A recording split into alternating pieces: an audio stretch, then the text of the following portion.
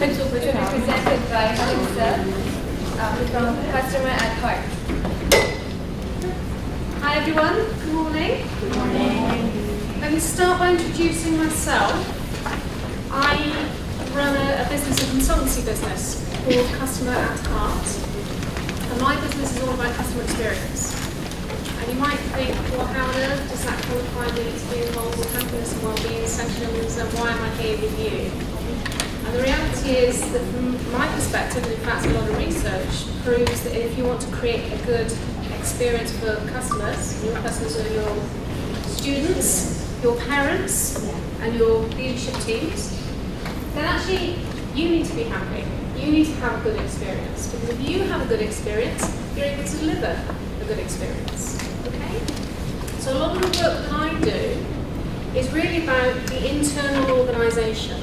How do we get the internal organisation working well and effectively so that we can deliver better experiences? Because frankly, you can't have one without the other.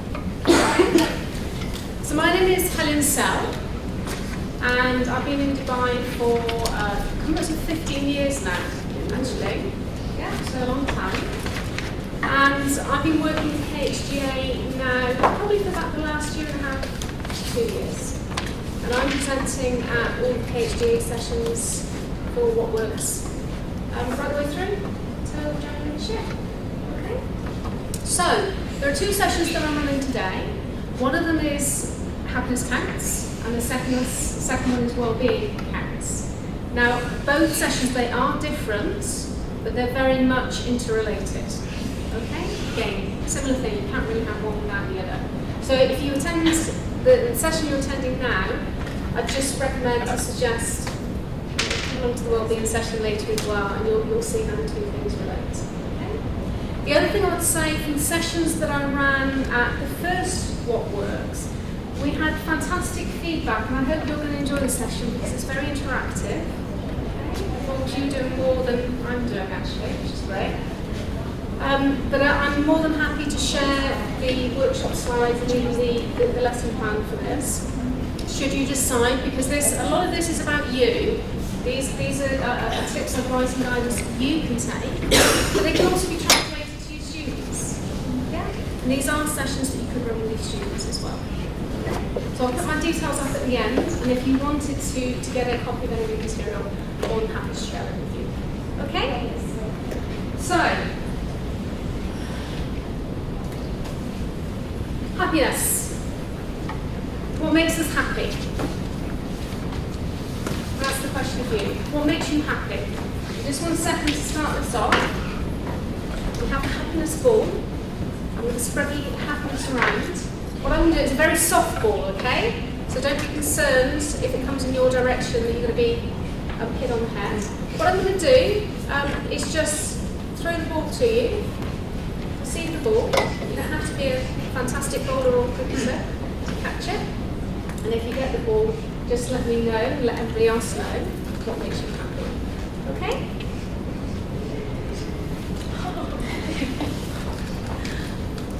Hi, good morning.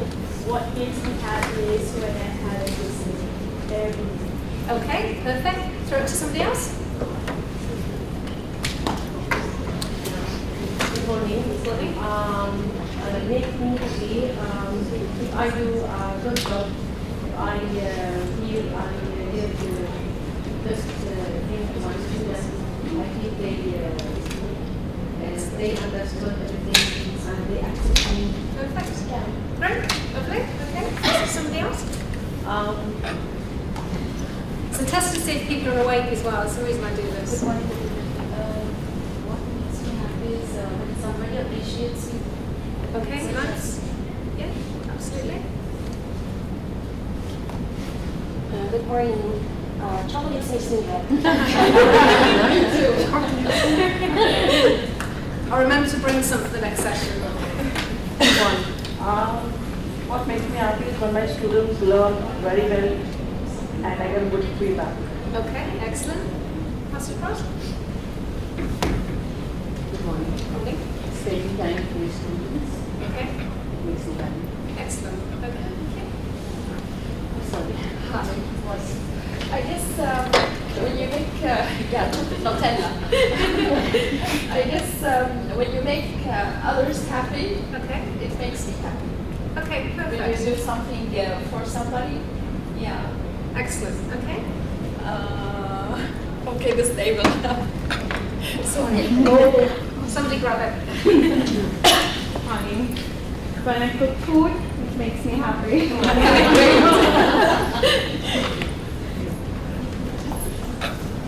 A feeling of being loved.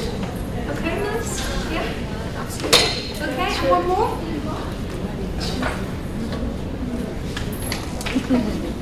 Good morning.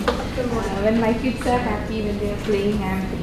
Okay, nice. Okay, let's see if I can make myself happy if I catch you. That's sick. Okay. So in reality, everything you've shared, it's interesting what you've shared are actually experiences. Because experiences typically are things that make us happy. But typically, often, what we think will give us happiness is achieving certain goals. Yeah? A bigger house, nicer car, bigger salary, etc., etc. But in reality, there's an awful lot of research around happiness, or more specifically, and you'll hear this sort of will transition from when we talk about happiness, what we're really talking about is positive psychology. Its research is proven and continues to prove that actually our state of well-being and our mental state and focus on positivity actually in itself drives and leads to happiness. Yeah? So happiness isn't the end result. Happiness is what we achieve through thinking more positively. And let me show you how that breaks down. So basically, happiness is estimated to be about 50% genetically disposed. Now, how do they know that? Well, they did tests on twins, and you can measure levels of happiness. What they found through the studies, researchers found through studies, was that genetic disposition for happiness is about 50%. Okay? But that's only half of our happiness. Yeah? So you can only blame your parents for half of your happiness. The rest of it, only 10% is actually circumstantial. Yeah, so only 10% of things that are going on around us. And the reason for that, okay, is that certain things that make us happy are actually very short-lived. Finding a parking spot is short-lived. Yeah? When you get that salary increase, you might be happy for a while, but what happens? Exactly, you're looking for the next one. You get that new car, what happens? That new car becomes an old car. You want the next one. Okay? And just to bear this in mind also, again, there was research of individuals who had been impacted by life-changing events. And in particular, they looked at two groups of people. They looked at one group of people who basically won the lottery. And significant amounts of money. Yeah. Now, we would all say, well, if we won the lottery and suddenly have $1 million to spend, we would all be very, very happy. Yeah. The second group of people they looked at were people who basically had had accidents and had become paralysed. Okay? 1 year on from those life-changing events, which of those two groups do you think were happier? The lottery winners, or those who had suffered the accident and been paralysed? Okay, the accident people? The research actually demonstrated that they were equally happy. 1 year on, despite the difference, the vastly different life-changing events, both sets of groups were statistically proven, and only your maths teachers were statistically proven to have the same levels of happiness. Okay? But the other aspect, to consider how important this is, 40% of our happiness is actually controlled by our thoughts and our behaviour and our actions. Which, again, you're all mathematicians, that's pretty significant. Okay? So what we're going to focus on in this workshop is basically that 40%. I can't your parents, yeah? And hopefully most of you wouldn't wish that to be the case. I can't really change your circumstances, yeah? I can't even change the AC, which I think is a bit cold, so I can't change the circumstances, you have to live with that. But what I can do today is to help refocus our actions and our behaviours, okay? Now for that reason, let me first just touch on something that will maybe explain and add a little flavour to this. There was a study, and it's called, strangely enough, the Nun Study, hence the image. And this research was conducted in 2001. But the start of this research, the basis for the information for the research, actually started 60 years before that. Now, when nuns entered this particular convent, they were asked to write essays. And the essays were basically about the reasons that they'd chosen to enter the convent. They talked about their background, and some of the nuns would say, I've had an exceptionally good upbringing, loving parents, everything I've ever wished for, and now this is my opportunity to contribute back. Okay? Some of the other nuns would say, I've had a really tough upbringing, family problems, this, that, and the other. And these essays were all captured and they were stored in these convents. Now, at the time they were written, they weren't part of the research study.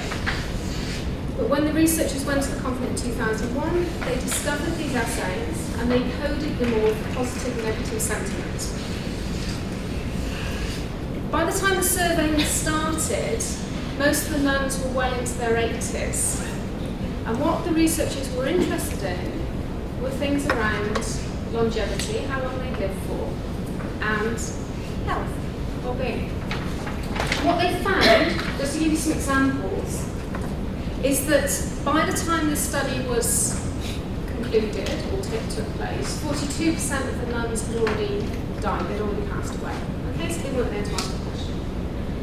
But on average, those nuns who had scored very highly in terms of the positive sentiments, based on these essays, had lived on average a decade longer than the nuns with less positive sentiment at the beginning. Okay? And by 80 years of age, 60% of the less positive nuns had already died. And I would suggest to you as well, we're not going to go heavily into research around this, but there is volumes of wealth of information around positive psychology and what's called the science of happiness. And study after study after study have proven that positive psychology and happiness have a direct impact on our state of well-being. It actually helps you overcome illnesses, it makes you less susceptible to things like cold virus. Yeah. So all of this, and it actually is proven to help you live longer as well. Yeah? So that's just by thinking positively. Nothing else can be a bad thing. So, I'm going to ask you all to jump up. Let's look at something to see and explore the steps that we can actually take to increase our positivity. Okay? Can I ask you to all come around here? I've got an axis laid out on the floor. And I want you to stand around this. And if you can, bring the post-it notes with you and a pen or a pencil with you, okay? Come join me. It will make me happy if you come and join me. Bring a post-it note with you as well. Bring the post-it notes off the table.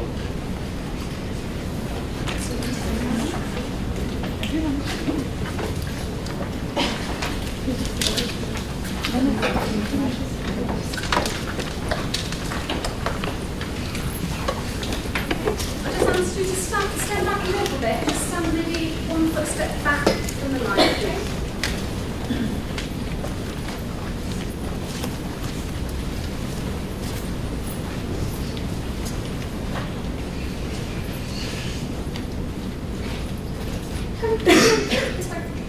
Just around here would be great.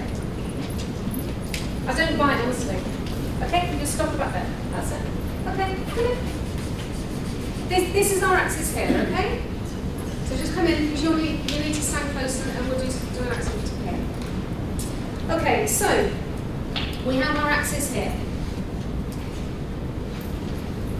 And we have high to low, low to high. I'm sorry, I'm missing the high. Ladies, come around. It'll be easy to see. Please. Ladies, come this way. This, you can stand on this. This has nothing to do with this. Yeah, come forward. Please. Come and stand here.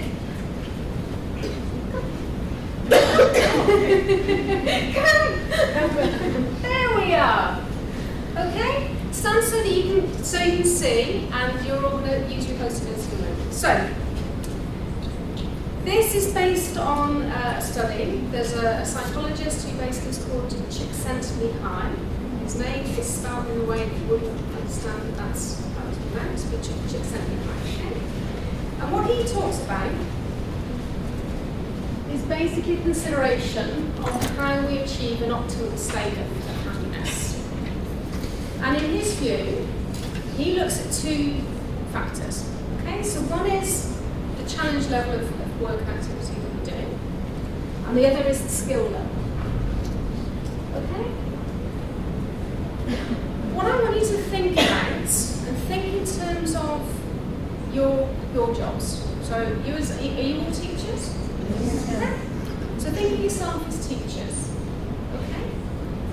And what I'm going to ask you to do is to take a post-it note, just write your initials on it, and then I'm going to ask you to position your post-it note on this chart. Based on, in terms of the work you do every day, you're teaching a classroom, think about where you would sit on this grid, on this graph, in relation to the challenge level of the work that you do, in relation to the skill level of what you do. And my assumption is you're all highly skilled. Yeah? You all have degrees, qualifications, experience in terms of teaching maths. Yeah? So my assumption is your skill level is actually quite high. The question for you to ask yourselves is how challenging is the work that you do in relation to your skill level? Okay? Everybody clear in terms of how this particular graph works? Okay? So just take a moment to reflect. Think of yourselves teaching your classes and think, where would you position yourself? You've got one opportunity to put your post-it note on here. Where would you position yourself on here? Skill level versus your challenge level. Okay? And when you're ready, just write your initials and then place your post-it note on the graph.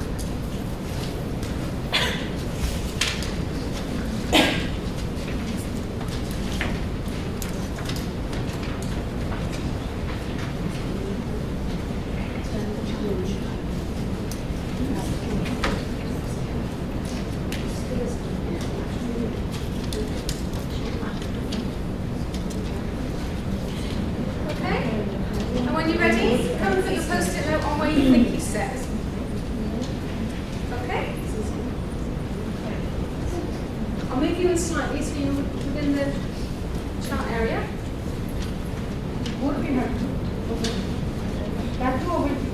Yeah, so you're using the two axes to place your... It's math, exactly. I thought this one would be straightforward for the maths teachers.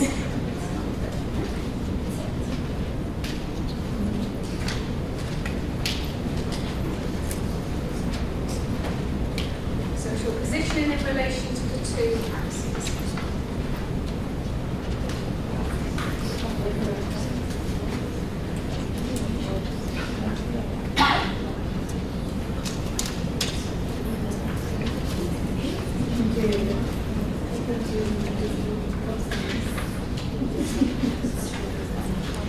Okay?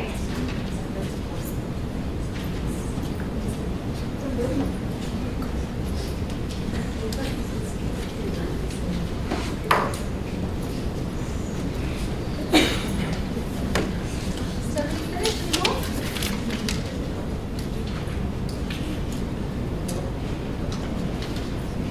Okay? Any more?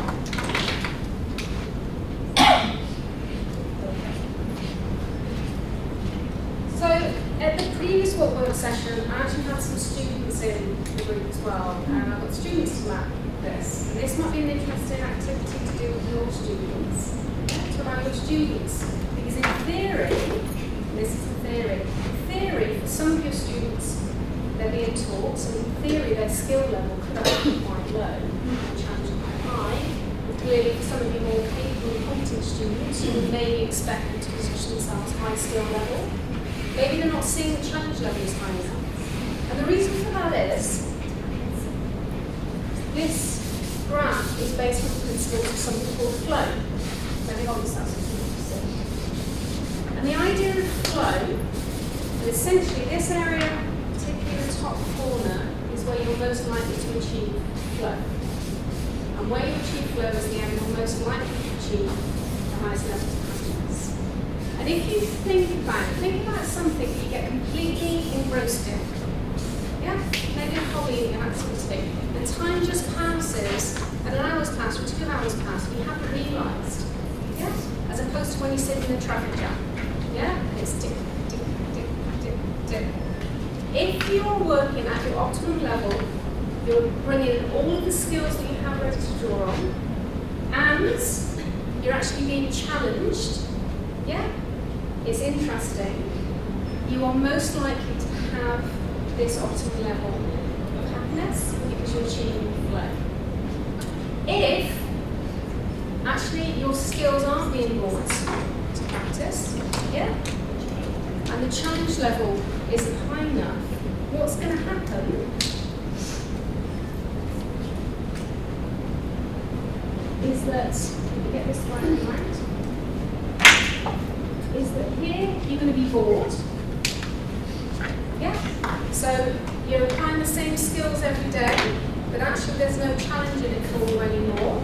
You're going to be bored. And what's going to happen at the other end of the scale, if you don't have the skills, but the challenge is really high, you're going to be really, really stressed. Okay? So again, think of this in terms of, this actually is a very good result. I should capture these for each of the what work sessions and see how different teacher types and subjects taught change over time. Because in the first session, we actually found quite a few people down here, quite a few people the extremes of the axes. Okay? So that's a very positive outcome, but think about how you can use this to think about where you should be. So if you're still maybe along here somewhere, okay, maybe you need to do something to enhance your skill level or to use that more effectively. Or maybe if your job is becoming too routine, you can up the challenge level. Yeah? Do something to up the game. And think about how you would apply that to your students. This is a great way for your students to tell you where they feel you're either challenging them or where they feel their skill levels are actually letting them down. Okay? So, we're now going to do a quick activity to see if we can achieve some flow in this workshop. Okay? The activity we're going to do seems appropriate seeing as your maths teacher. We're going to do a counting activity. Okay? Let's see how good you are. So, can I actually now, can we form a circle? I know we've got limited space. It might be a bit of an oblong rather than a circle. So, I'll stand in the middle too. Okay, please. It's fun, honestly. It's not scary. Okay, just join together. Okay, so we're going to start this very, very easily. Okay, so I'm going to bring the skill level back to low. We all know how to count. Yes? So I'm going to point to one of you, and you're going to start at number 1. The person next to you, 2, 3, 4, 5, 6, 7, 8, until we complete it. Okay? I haven't done this activity with a big group like this before, but everything's an experiment. Okay? So first round, we're just going to see if we can get the count going around the room. Okay? 1, 2, 3, 4, 5, 6, 7, 8, 9, 10, 11, 12, 13, 14, 15, 16, 17, 18, 19, 21, 22, 24, 25. Shall we increase the challenge level a little bit? Yeah? And let's see whether we get you very anxious, or we get you bored, or we actually get you somewhere in the flow. Okay? So now what I'm going to ask you to do, and I'm going to step out of the circle, I'm going to ask you just to look down at your feet rather than on the floor in front of you, rather than each other. before you do that, I'll get your focus back on 1 minute. So this time, we're going to repeat the same count. We know we've got 25 people in the circle. So we know we need to get the count from 1 to 25. Okay? Now if you do it one at a time, that's too easy. If you do it again, you're going to be bored. Great? So how about this time, I'll tell one of you to start, number 1. Okay? So let's say you say 1. Now without speaking or indicating to each other, I want one of you to decide you're going to say number 2. Then one of you will decide that you're going to say number 3. Okay? So basically, this is going to be your intuition, how you work with each other. And the way this is going to work, if you decide you're going to be the next one to say 2, and let's say that 3 of you say 2 at the same time, we're going to celebrate success, we're going to shout woohoo, and we're going to go back to number 1 again. Okay? And then we'll keep going with this until we can get the work around the circle. Okay? Are you up for the challenge? Okay. Everybody clear on what's going to happen? We'll do a couple of runs to test it. No one's gonna say 2. Let's see. Okay? Now I'm going to step out of the circle. What I'll do, I'll just touch somebody on the shoulder. You start number 1, and you've got the easy bit. Once you've said your number, you don't repeat. Okay? You don't say another number. Once you've said a number, you're going to stand back and listen and wait for somebody else to go through the game. Okay? See how this goes. Okay. So. 1, 2. Go down at the floor. Sorry. Go down at the floor. 2. Okay. 3, 4, 5, 6, 7. Okay, celebrate failure. Failure, we learn through failure, okay? Let's start again, okay? 1, 2, 3. Woo! Okay, you celebrate failure with you this time? Let's try again, okay? Stop. 1, 2, 3. Okay, let's start again.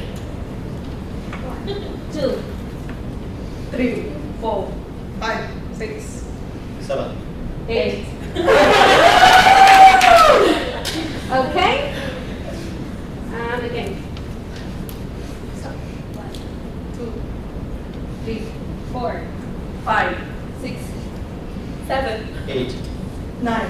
10. Listen, we're getting good. We're up to number 10 already. Okay? 1. 2. Celebrate success, okay? Failure rather, okay? 1, 2, 3, 4, 5. 6, 7. 8. And again? 1, 2, 3.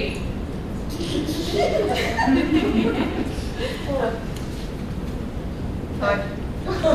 Woo! Okay, start again. 1. 2, 3. Okay. 1, 2, 3, 4, 5. 6, 7, 8. Woo! 1, 2, 3, 4. Woo! 1, 2, 3, 4, 5, 6, 7, 8, 9. Very nearly.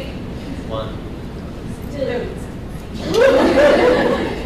Right, we'll do one more try, okay? Really concentrate. We know we can do this, okay? 1, 2. Okay, this is a very big group to try this with. I promise you, if you run this with a smaller group, maybe up to 10 or 12 people, yeah, it will work. And what happens is you get you achieve flow. Yeah, you suddenly find this skill, you get this intuition working between you, and you'll be able to achieve the balance between the skill. And something also bear in mind, this is about something you think is too challenging to start with. When you find your flow, it starts to work well in business. Okay? Great, take a seat.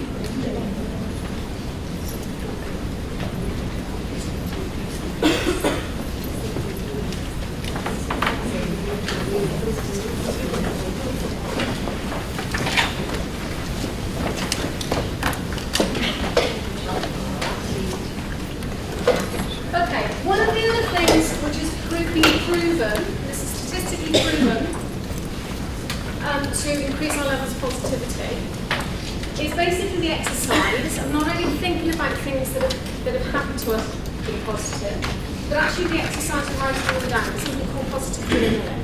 Okay?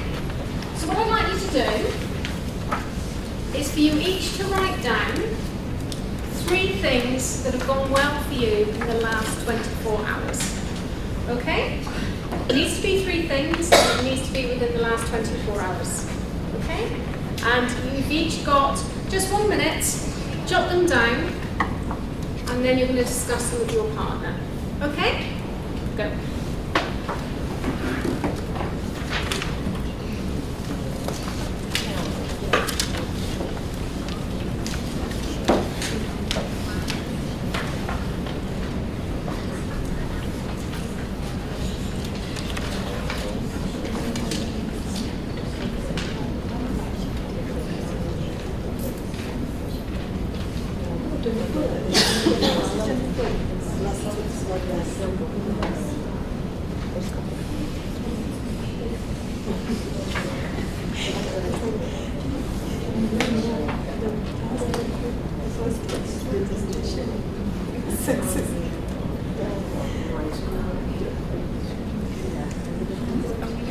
Just for you yourself, exactly.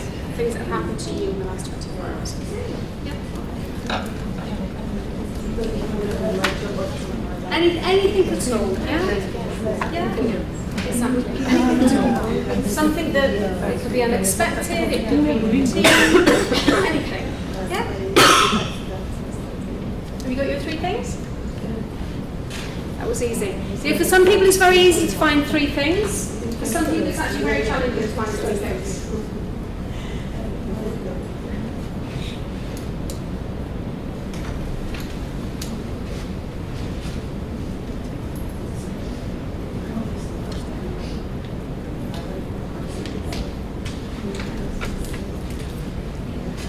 Okay, has everybody got their 3 things written down? What I'd now like you to do, just turn to the person next to you, or if you're not on here, just find somebody you can pair with. Turn to the person next to you and just share what those 3 things were. Okay?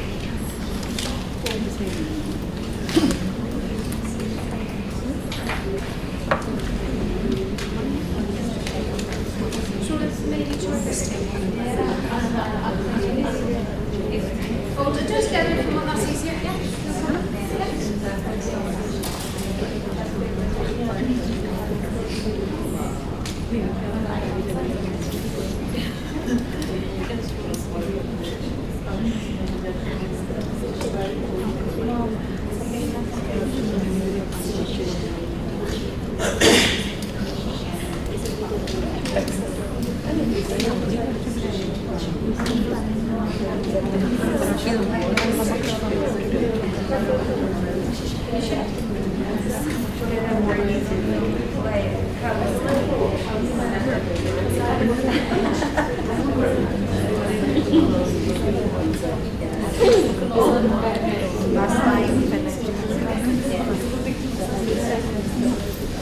Okay, just give me a few examples. Just shout out and tell me, what are some of the things that have made you happy within the last 24 hours? What are some of the things you've just shared? For me, I have 3 because one of them being part of this event. Okay. I was at for the event. The other one, I had a seat last night. Okay. Because I'm very happy. Yeah. And the other one, all of a sudden, I had Okay. This is excellent. Okay, well done. Somebody else, just give me one of your three things that's happened in the last 24 hours that's made you happy. I used to school that was looked at the gym tomorrow. For you? Today? Okay, we went a different route because I didn't. I wasn't happy. Be happy. Okay? You guys? I'm not sick anymore, so I was able to attend this workshop. Excellent, brilliant. Okay, and one more. I had a long face-to-face talk with my son yesterday after a long time. Okay. When he came over. Lovely. So at peace. Okay, perfect. Now this particular activity, again, is based on research and it's proven that it's not just thinking about the positive things that can happen, but it's the exercise of actually writing them down. The other tip I would suggest for you with this particular activity, think about using this with your friends and family. Okay? The idea is that at the end of each day, you spend just a few minutes just reflecting on 3 positive things that happened. I just want to share a little story with you. When I was introduced to this technique, I decided that I would use it with 2 of my 3 children. Okay? My kids are grown up. My oldest is 21, I've got an 18-year-old, I've got a 16-year-old. So it was my then 17 and then 15-year-old kids in the car. Okay? Now from our perspective, world in front of them, not a care in the world. So I picked them up from school on the drive home and I said, so tell me, what are the 3 positive things that happened to you today? Nothing! I had a maths test. And literally neither one of them could give me one single example of anything that happened to them during that day, anything positive that happened. Now that did 2 things to me. One, I was really shocked, yeah, and actually I was really upset, so how can that be? But I actually kept chipping away with them and I said, come on, think again, yeah? And with a little bit of persuasion and continuing that conversation, they slowly started saying, oh, well, yeah, actually, I did okay in that test. Oh, well, actually, something. And the conversation, we had the best conversation driving home in the car that we've had in a long time. And it completely turned around the focus. I followed up the same thing with my husband, and just try it. Try it yourself when you get home, and also think about trying this with your students, okay? Because it helps you to see their frame of mind. And it also gets you to see, if they start with that negative thinking, nothing good has happened, actually, when we do take a step back and we do reflect, there's lots of great stuff that happens in our lives. And in reality, we choose to ignore it because we focus on the negative stuff. Yeah? If I asked you to write down 3 negative things that have happened in the last 24 hours, yeah, you'd say, can't we do more?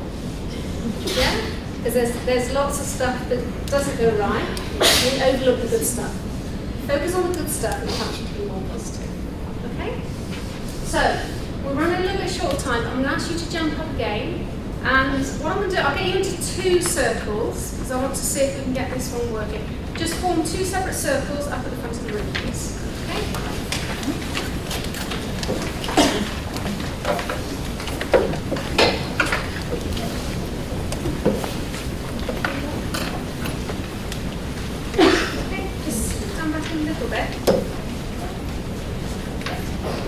And you need to, I'll sort of stand between the 2 groups, I'll stand out here, so form your circle, okay, so we should have roughly 10 in each group, the numbers aren't exactly equal. Okay, what I want you to do, come round to form the circle, yeah? You maths teachers aren't great with shapes, are you? Okay, so what I want you to do, I want you each to select somebody within the circle, and you each need to select somebody different. Okay, but I want you to select somebody within the circle who is going to be your focus for this activity. And the way I want you to do that, I want you literally to point across the room. Okay? And I want each of you, once you've been pointed at, you can then select somebody else, they select somebody else. So within a few moments, you'll each keep your arm up until we've completed. You'll each have your arm up pointing towards somebody in the circle. Each of you will be selected. Okay? So when you're ready, you make a start. You make a start. Make Make sure it's clear who you've selected, okay? Okay, so you've selected the lady in green. Okay, you now select something. Keep your arm up. You select something. Okay, so when you choose something.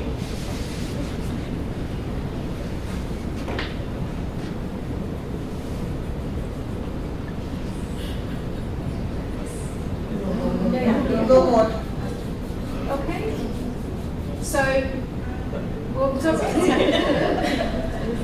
we'll allow you to double up. Okay, so you choose something else as well. Okay. Has everybody selected something? Yes. Okay. So I'm actually coming to this circle. So then you want to be Okay, no, what stage you are then? Okay, no problem. Okay, so remember who you've selected. Okay? Just put your arms down. Remember who you selected. So first of all, I just want you to loosen up a little bit. Shake it out. Shake it out. Come on. Move it back. Okay? And now I want you to just stand, relax, drop your shoulders, and relax. Okay? When I say, I want you to each look up and focus on the person across the room that you've selected. And I just want you to be very neutral, okay? Don't do anything specifically, but I just want you to mirror what you see the other person doing. Okay? Everybody clear on the instructions? Okay? So just look down at the floor, and when I say, look up, make eye contact with the person across the room, it's neutral, and then when you're ready, just mirror the things that you see. Okay? So look up now.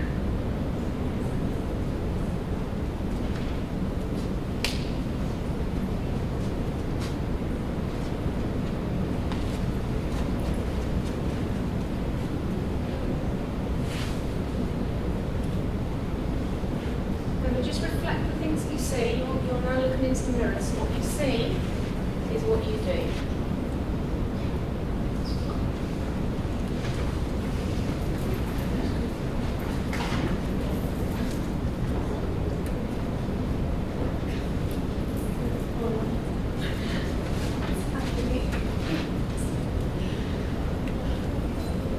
Okay, are you mirroring the person that you're looking at? You should be doing the same as they are.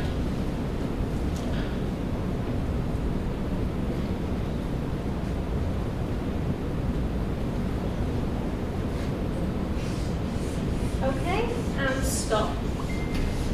Now it's quite interesting running it as two groups because we're seeing two slightly different things. We've actually got a group here that are all smiling and very happy. We've got a few serious ones in this group actually.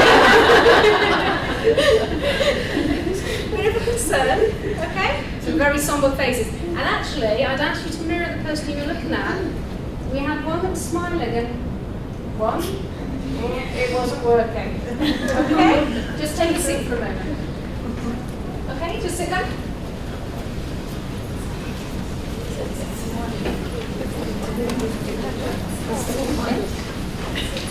The reason I got you to do that is that a very important aspect of happiness is contagious. Yeah?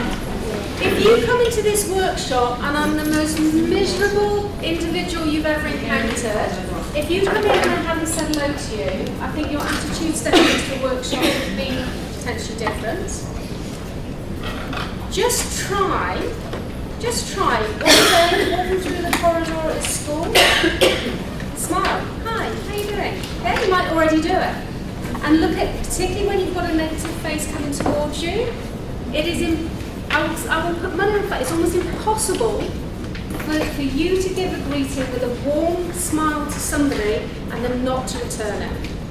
And think about what happens when somebody does spontaneously say, morning, hi, how are you? Actually, it makes you feel better. Yeah? Again, it's proven. Happiness is contagious. Okay? So it's contagious. You can be the virus and you can pass it on. Okay? So not like Ebola. It's not going to kill you. Okay? And one final thing, again, again proven through research. Think about things that you're grateful for. Okay?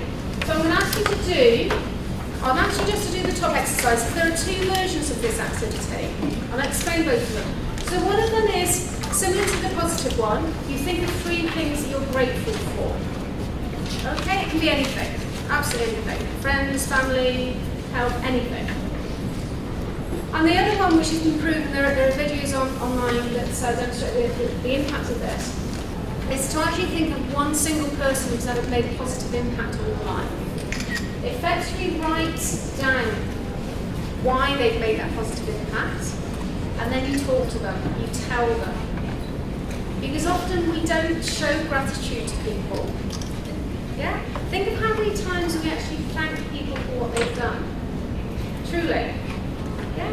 And the effect of gratitude, of being grateful, is huge on the state of positive well-being. Huge. So just take one moment now, just do the first one. Think of 3 things, absolutely anything, that you are grateful for. Anything in your life that you're grateful for. Anything you're thankful for.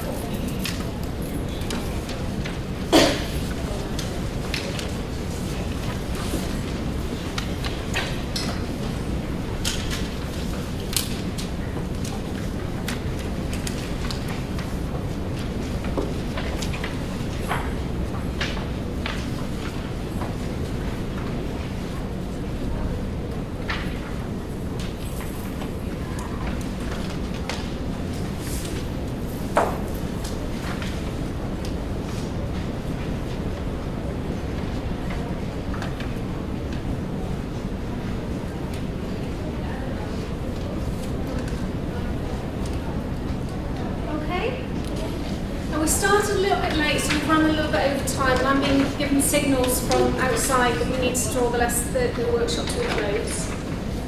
So I won't ask you to share these now, but just reflect on them. And if there are things that you've written down, things that you're grateful for that involve other people, just a little bit of homework for you. I suggest maybe you speak to that person and you tell them that you're grateful to them, and you tell them why you're grateful, and see the impact that it has on you and the impact on that other person.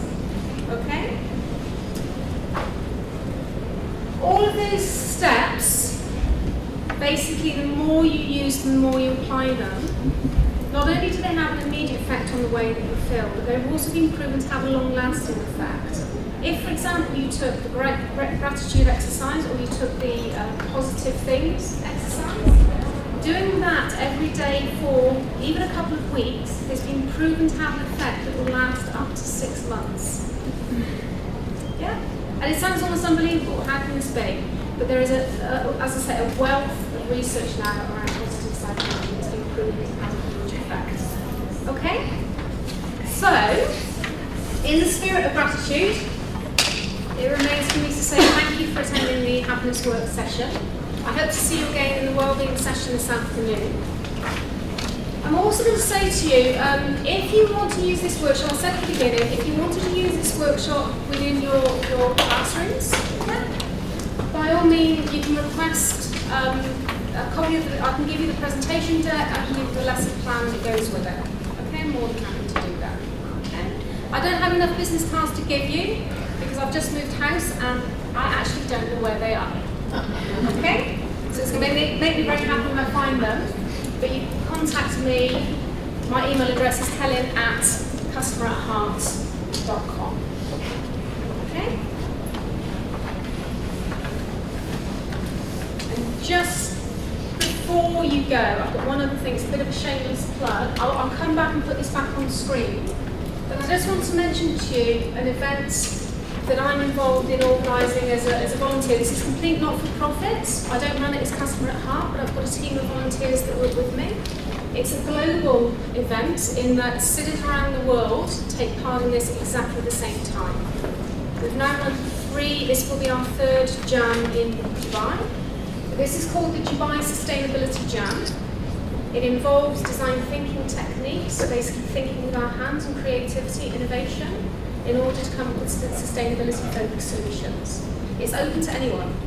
Yeah, I've suggested for students, it's probably higher grades, open to any teaching staff, anybody at all, and it's being run on the 21st and 22nd of November, which is a weekend, it's Friday and Saturday. But we basically run it at a low cost, so 300 dirhams gets you lunch on both days as well. Okay? And have a look at the website, it's DubaiServicejam.com. There's a video that explains what happens. Okay? Thank you.